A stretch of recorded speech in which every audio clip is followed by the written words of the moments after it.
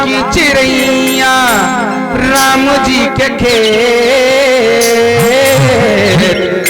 हो राम के चिड़ैया राम जी के खेत, आओ चिड़ैया भर भर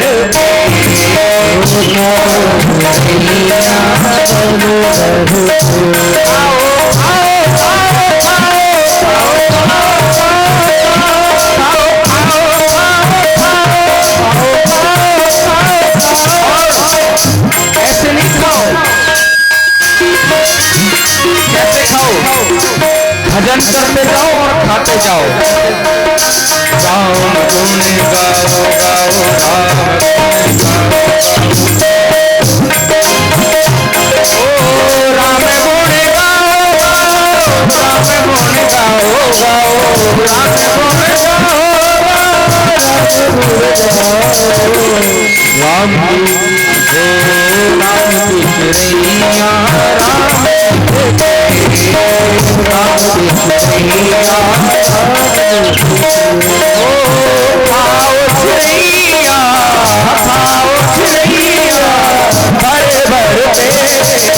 राम की चिड़ैया राम राम की चिड़ैया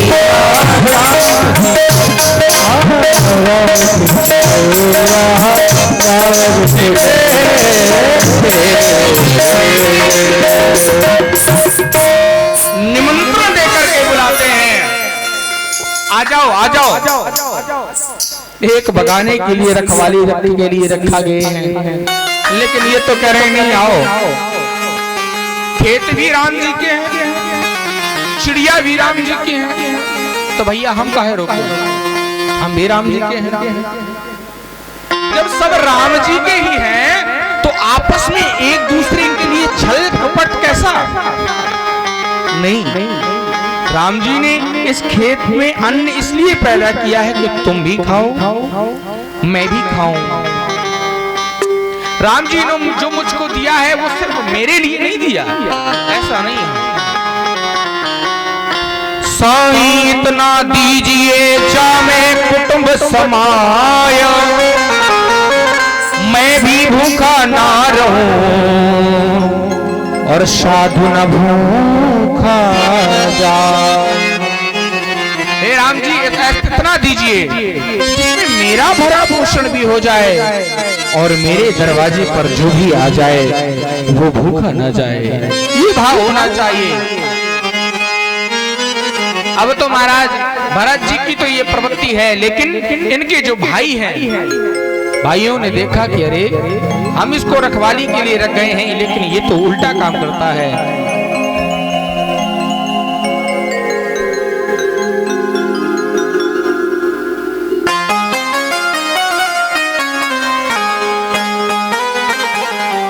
ये तो उल्टा काम करता है, उल्टा इनको भगा रहा है।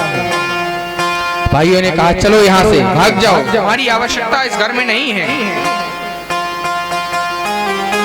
भाइयों ने महाराज भगा दिया। ये तो यही चाहते थे कि कितनी जल्दी हो मुझको छुटकारा मिल जाए। अब ये वहां से चले दिए, चले जा रहे हैं। इनको भूख लगाई, अब भूख लगाई कौन भोजन देगा इनको? पागल की भांति घूमते हैं। भगवान से प्रार्थना की कि हे प्रभु, सुना है कि जब दांत दिए, जब दांत नहीं थे तब दूध पीने की व्यवस्था आपने की, और जब दांत दिए तब भोजन करने की व्यवस्था आपने दी। तो आज आपको व्यवस्था करनी पड़ेगी। अब कैसे करो ये आपकी बात है। आगे चले जा रहे हैं। एक डाकुओं का सरदार है जो माता काली के सामने खड़ा है और कह रहा है, हे माँ काली, आज मैं राजा के यहाँ डकैती डालने जा रहा हूँ। मुझे अगर डकैती में मैं सफल हो गया तो मैं एक नर की बलि आपको दूंगा। ठीक है।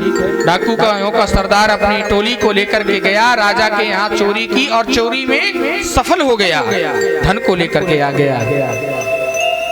कहा एक नर की बलि देनी है, जाओ किसी को पकड़ कर ले आओ। अब डाकुओं को जो देखता है तो छिप जाता है। अब नहीं होते, लेकिन पहले ज्यादा होते थे, ऐसा बड़े बूढ़े कहते हैं ना।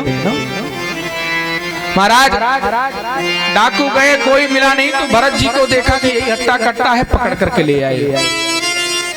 लेकिन जिस बकरे की बलि दी जाती है उसको खिलाया पिलाया बहुत जाता है पहले, है ना भैया, क्यों परीक्षित जी? तो इनको भी खूब खिलाया पिलाया। अरे प्यारे, ये तो भगवान ने ऐसा संयोग बनाया है कि इनको भूख लगी है तो खाने की व्यवस्था डाकुओं से करवा रहे हैं। डाकू ने उन्हें खूब इनको खिलाया पिलाया, थोड़ी देर में बलि देनी है, इसको खूब खिलाओ पिलाओ। महाराज तलवार को पत्थर पर लगने लगे, धार देने लगे। महाराज अब तो बलि के लिए जैसे सामने खड़ा किया भरत जी महाराज को। भरत जी महाराज ने माता काली के सामने हाथ जोड़ करके कहा, मैया माँ तो ममतामयी होती है, करुणामयी होती है, वात्सल्यमयी होती है, क्या तुम आज अपने पुत्र की बलि को स्वीकार करोगी मैया? नहीं, वो भवानी जगन माता है, वो तो जगत की माता है, क्या वो किसी की बलि को ले सकती है? कभी नहीं ले सकती प्यारे, कभी भी नहीं। ये हमारी एक मानसिकता है, गलत मानसिकता है कि देवियां बलि स्वीकार करती है, कभी नहीं। अगर बलि स्वीकार करनी होती तो भरत जी की बलि को वो स्वीकार कर लेती, लेकिन जैसे डाकुओं ने मारने के लिए हाथ उठाया, तलवार उठाई, माता काली प्रकट हो गई और उस दुष्ट का हाथ पकड़ करके जमीन में दे मारा और तलवार लेकर के डाकू को नष्ट कर दिया। भरत जी हाथ जोड़ करके कहने लगे, हे मैया तुम्हारी लीला बड़ी न्यारी है, ये सारा क्रम तुमने मात्र मुझे भोजन कराने के लिए किया। तेरी लीला तो सारे जग से मां निराली है, मैया तेरी लीला तो सारे जग से मां निराली है। मौत क्या मारे जिसे माँ बचाने वाली है, मौत क्या मारे जिसे माँ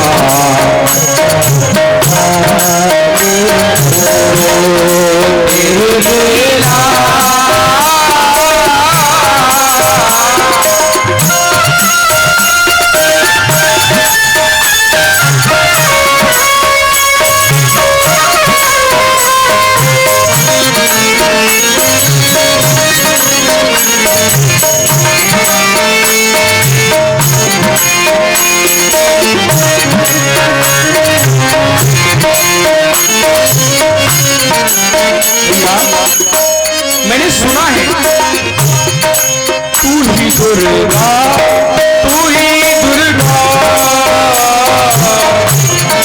तू ही दुर्गा पहाड़ वाली है, तू ही दुर्गा पहाड़ वाली है, सिर पर बैठी तेरा वाली है,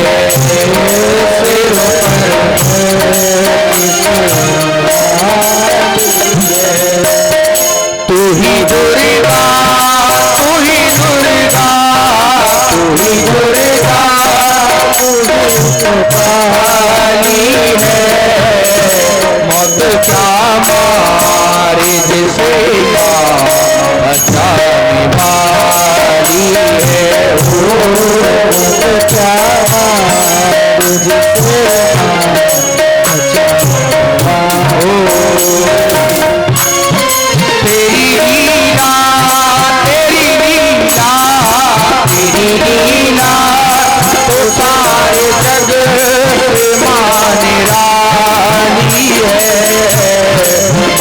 क्या मारे जिसे माँ बचाने वाली है, मौत क्या मारे जिसे माँ बचाने वाली है।